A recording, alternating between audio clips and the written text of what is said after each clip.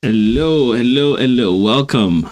In today's video, I'm going to show you how to deal with stonewalling in your marriage. So if you are a husband who is experiencing stonewalling from your wife, I'm going to show you how to deal with that. Or if you are a wife handling experiencing stonewalling from your husband, I'm going to share with you how to take care of that in a very good way, once and for all. Now, this is a part of a series I started on Monday, so 4 days ago. There's a 4-part series, and which is about communication. What kinds of communications destroy marriages? And I'm referring to the four horsemen of the apocalypse, according to researcher John Gottman. These are 4 kinds of communications, that 4 styles of communication that destroy marriages. If you use any of these communication styles, you need to learn how to change that quickly if you do not want your marriage to be destroyed. I already did the video about you changing, but that's what you can do. You can change, but you cannot change your spouse. And so what I'm going to share with you today is how to handle them before they change, and how to inspire that kind of change. Put a mirror before them so that they can notice the danger that they are posing on their marriage. And if they want the marriage, then they begin to see that they need to do some more work on their marriage. I'm going to show examples of husbands stonewalling their wives, wives stonewalling their husband, and what to do. Usually they're similar, but they're not exactly the same, because everybody processes things differently. I'm going to share with you what stonewalling means. Most people may not know that word stonewalling. It is the silent treatment. What does it mean? What do you do when someone treats you like that? We're going to do some examples, and I'm going to share. If you are with me live, hashtag live as usual. If you are with me catching this on the replay, hashtag replay. I celebrate all those on this channel who are always responding and leaving comments. I appreciate every comment. I thank you so much for doing that. It encourages me to do more. And if you have questions, do not hesitate to ask your questions. I have a few questions that have been asked in the last couple of weeks. I'm going to deal with them next week. Today is the last one in this series. Today is the last one in this series. Tomorrow I'm going to take a break. I'm going to Montreal to hang out with my son, who's in school there. And we're going to spend the weekend in Montreal, my wife and I, and our son, the other son, and we're going to hang out with the first son. So no live stream tomorrow.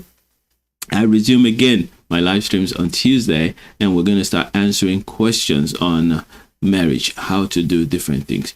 Yes, if you are meeting me for the very first time, my name is Adis Obanjo. I am a love coach and a pastor, and on this channel I help men or women, anyone, recover their marriage. But as a consultant and a coach, I help men restore their marriages and hit their goals in marriage. So if you're a man out there, you are a businessman, a professional, you're doing well in your business and doing well in ministry, but your marriage doesn't hit the goal, you are struggling in your marriage, then reach out to me. I have several programs that can help you recover your marriage fast and in a way that aligns with your faith as a believer.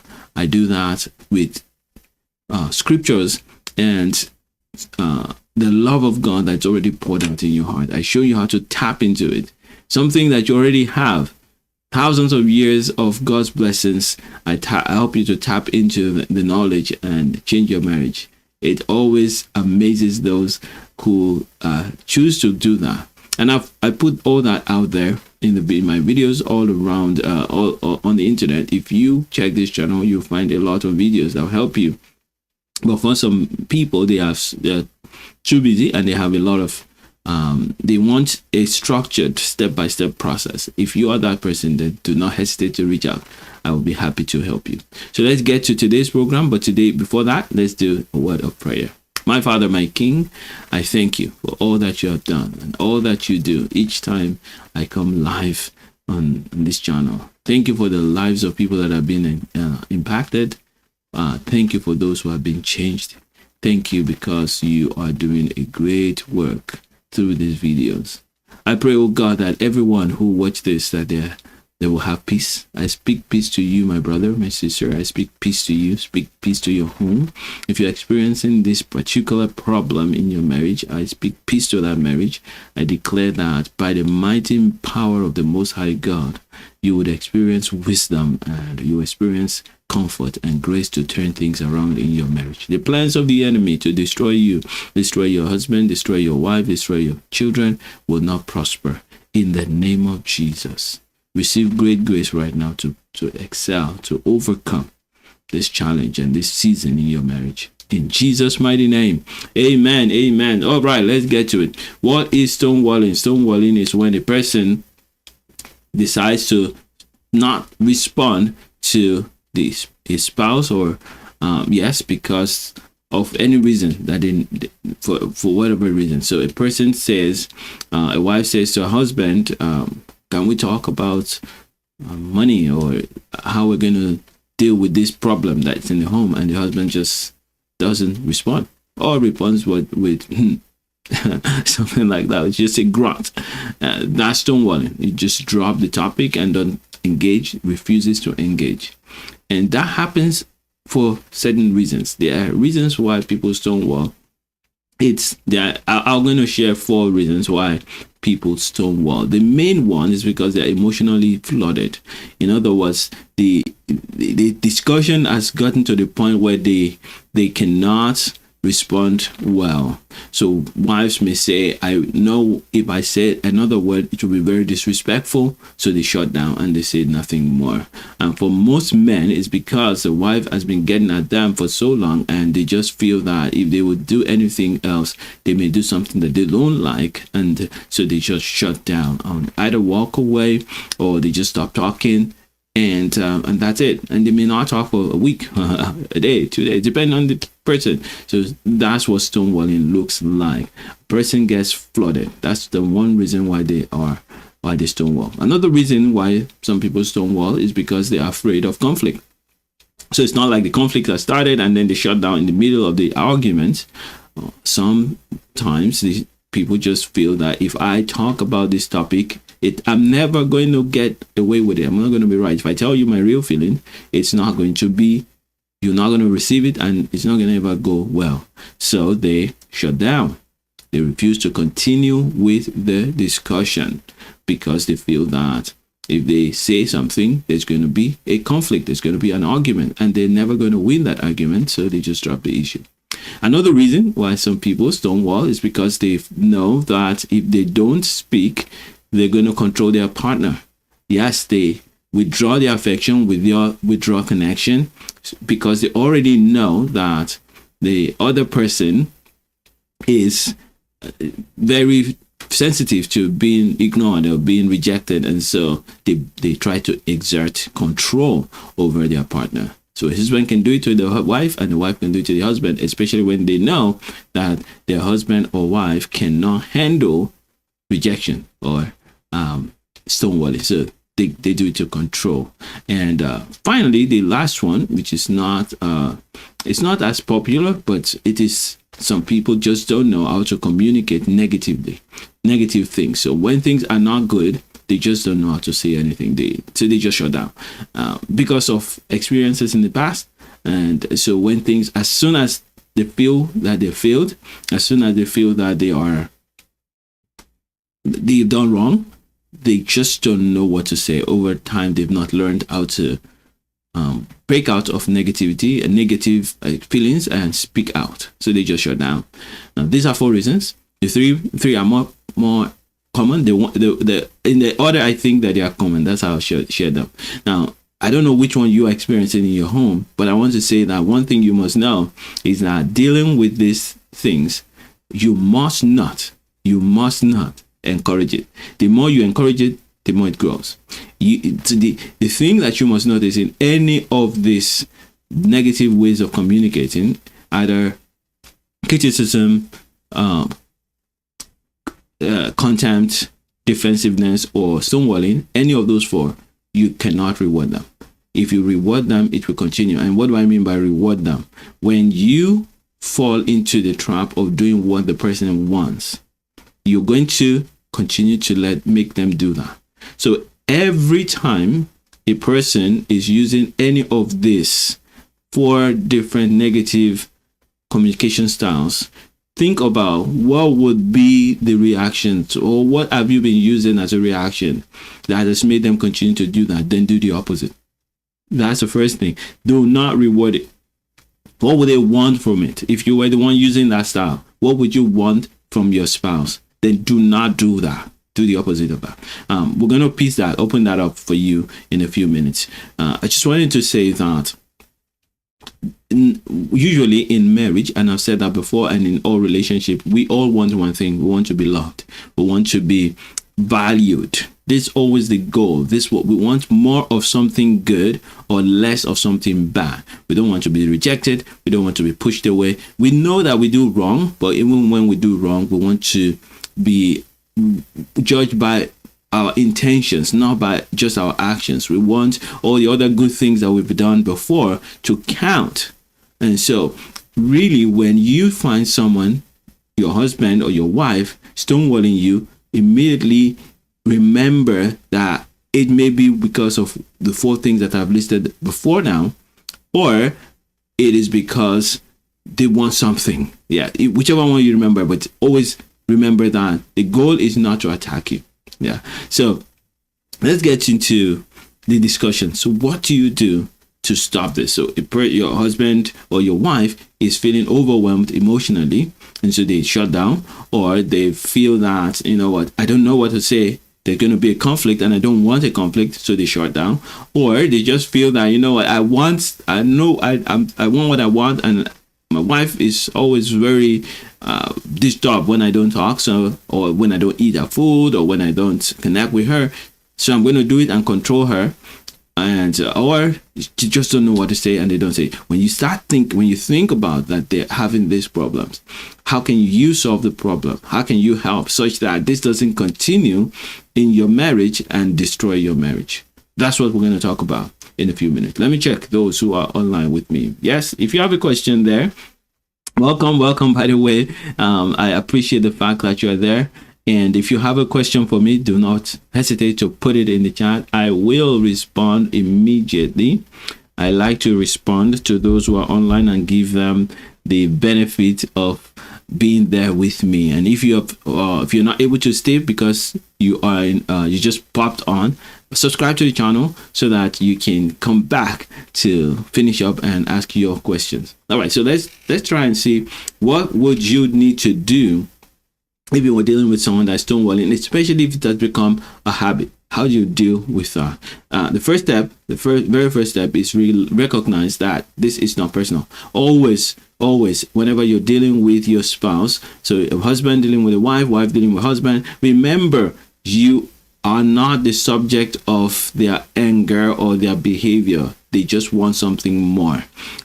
It's not necessarily from you. They feel a loss and they are dealing with it. So in this case, I'm saying they are overwhelmed emotionally, or they're afraid of conflict. So how do you deal with that? So once you know that they're not trying to attack you, you're not taking personally, you're in a good place. You now calm yourself down. You calm down, and you think you choose what is the approach that's best to make sure that they don't continue. For example, in my own experience, when I don't feel like talking about something, I don't want someone to pressure me and push me and try to get me to talk. And that's what we usually would do, right? So this is how you think about the solution. But what are the wrong ways that people have been doing that? Yes, number one, and that's the most popular one. They just stick to it and say, "Talk to me. What's going on? Why are you not talking? Why are you shutting down? Why are you running away from a discussion? I want you to talk some more." So we go after them and push them and try to make them talk. This is the wrong way. When you do that, you make the person shut down more, and you make them shut down longer. When a husband says, I don't feel like talking, and they just walk away and go hide in a room by themselves, if you run after them all around the room, the house, you are causing them to stay longer in that mode. Why? Because they are overwhelmed. And when a person is overwhelmed and you keep pouring in, the overwhelm will get worse and worse. And in some cases, they're going to say more things and do more things that you don't want, and that will hurt the marriage. So do not pursue them. Do not try to stop them. That's what you shouldn't do. Another thing that a lot of people would like to do is give an ultimatum, or just say, you know what, if you don't talk, then don't talk to me anymore. If you can stay and finish this discussion, then it's over. If you cannot discuss about these things right now, then I'm going to call the pastor and say you're such a jerk. Whatever they say. It doesn't work. It has never worked. It doesn't work. And even if it works temporarily, maybe you're afraid that if you call their boss or you call their parent, it's going to be the fear of the conflict with you may be less than the fear of the conflict with the person you've called. They may soften and try to discuss, but it still feels like you're controlling them, and it never will help the marriage. It will eventually destroy the marriage anyway. So we don't want to do that. You don't want to do that. Another way that other people do it, and this is more common, so if there's no ultimatum, it's not pushing around, then you also retaliate with your own silent treatment. So the man moves away, or the wife walks away, and the husband does the same, and then they could be like that for 2 weeks or 1 month or 3 days, whatever. That also doesn't work, because it continues to perpetuate that feeling, that overwhelm and then shut down, overwhelm and then shut down series continues, and eventually it breaks the marriage. Because each time you stonewall each other and then wait for 2-3 days to reconcile, somebody still has to bring back the couple. You will find that the next time you do that, it will be 4 days, and the next time you do that, it may be 7 days, and the next time you do that, it may be 3 weeks. Before you know it, you've broken your marriage. Your marriage is broken. You are two good people who love the Lord, or who love each other and are trying and growing, but because of overwhelm, because of fear of conflict, because of a selfish desire to control, which the Bible calls the work of the flesh, you are going to destroy something that could have been good. So that is not a way to work. Those are 3 ways that the most common ways that people try to deal with someone that doesn't work. You know already that those don't work. So now let's talk about the ones that work. The first thing I said, give them the space that they want. Yes, because you understand that they are overwhelmed. If you're eating food and the food gets too much, what do? You stop eating. If you are working out, exercising, working out, and you get tired and it's too much, you stop. So whenever a person is emotionally flooded, overwhelmed by the emotions they don't know, you may not feel flooded. It doesn't matter to you. Maybe because you're engaged in that topic, maybe it's something that you're good at. Just give them space. So when your wife shuts down, as you're talking with her, you're arguing, she shuts down, slow down. Yes, you slow down with her and give her some room to breathe. And if you can ask, do you want to talk about this at another time? Yeah, something like that. Just calm down. Give her the space. And if it's a man and your husband, you're talking about something and he just doesn't want to respond, then stop pursuing him. Don't run after him. Don't say, talk to me. I like to talk. Or why are you ignoring me again? You started this weird behavior of yours again. Stop all of that. Now, why do people try to do that? Because of fear. There's not enough strength in themselves to know that their spouse is overwhelmed. They always think that it's something I've done. No, it's not about you. You're not the center of this. And just trust that if you let them be, they will come back faster. So that's the first thing. Give them the space that they require and address it later. Now, while they are taking time out, if you feel led to, you can go back and just sit with them. You may not even need to say anything, or you may just touch them. Now, if they say, don't touch me, then it means that they are still very, very emotional. You let them be and go for a longer time. Usually, when you just touch, or when you hug, or when you just sit beside them, it can calm them down. And they feel, because what you're saying is, I love you. Every time, every reaction, every attitude. Everything we do with our spouses must say, I love you. Now, they may not accept that that's what you're saying, but your attempt must be, I love you. Now, you can't choke it down their throats. This is why when you try to touch them and say, leave me alone, don't take it personally. They're choked. You leave them alone. So first thing is give them the space that they want. Take some time. Take the topic off the table and talk to them. Touch them. Now, if they allow you to touch them and they calm down, then just relax. Don't bring up the topic yet. And you can ask something like, how are you feeling? Or do you want us to take this up tomorrow?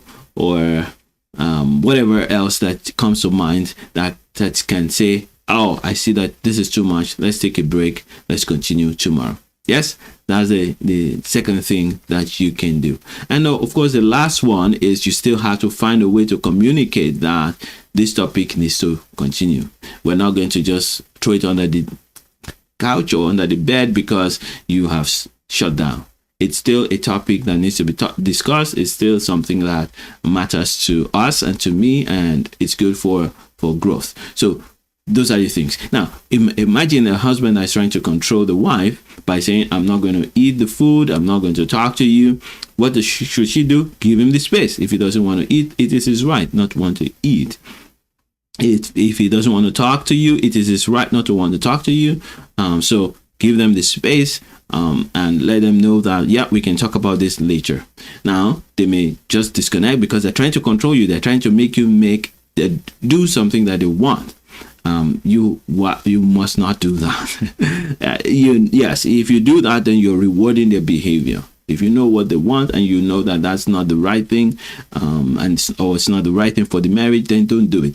You have to bear the pain for the season until they are ready to discuss again. So what you do while you're separated from them, focus on your own growth. Focus on spending your time in the presence of God in prayer, spending time with your friends and your brothers and sisters in the church, spending time with your children, spending time doing your health work, your other things. Just go on building yourself and focusing on your obedience to God while they are coming back from where they've been stressed. You remember, as a lover, as a partner, as a wife, husband, you are to bring up the mirror by living the life of Christ before your partner. This is the beauty of being in a Christian marriage, because there is a standard, there is a light that we have. And so when one person is operating in darkness, if in the flesh, you can walk in the spirit, and the spirit and the flesh do not always work together. So when you step up in the spirit, your spouse is bound to catch it and say, you know what, that's not what I'm supposed to do. I'm going to come back, and you will find that they'll come back faster. But even if you're a believer and you keep pursuing them, they're not going to be able to come back, because there's pride there, there's ego there, and there's so many other things that will cause them to respond and keep being shut down. Now, you notice that this that I've given to you is not blaming. There's no blaming there.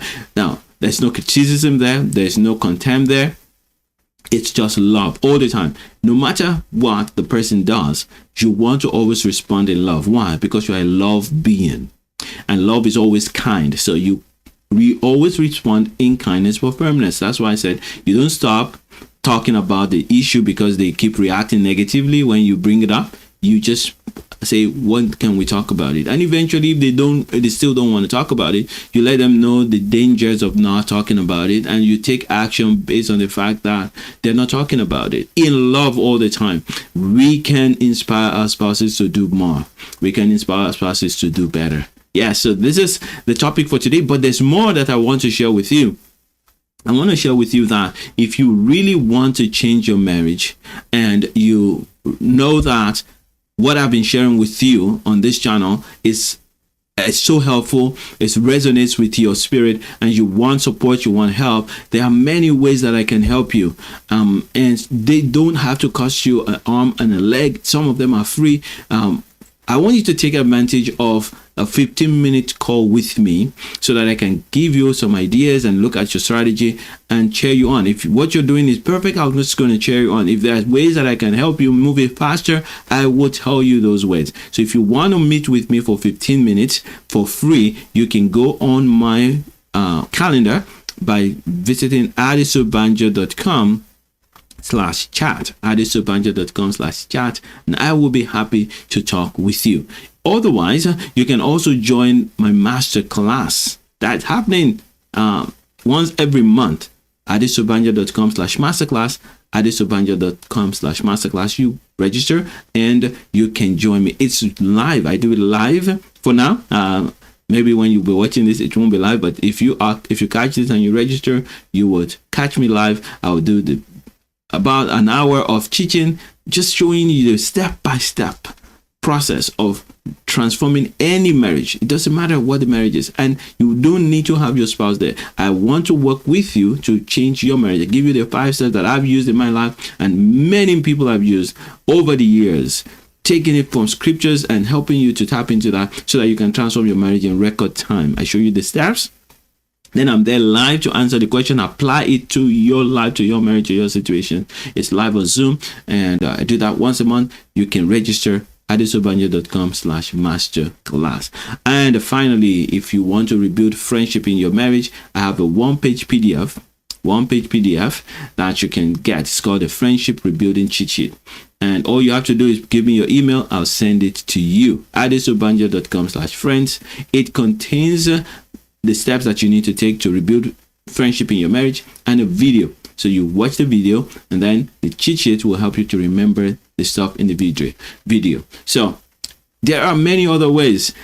Just look in the description and enjoy all that I've made here for you. All right. Until we meet again next week, I want to thank God for you and encourage you to continue to love like Jesus and make mega impact. God bless you, and bye for now. Thank you for joining. Bye for now.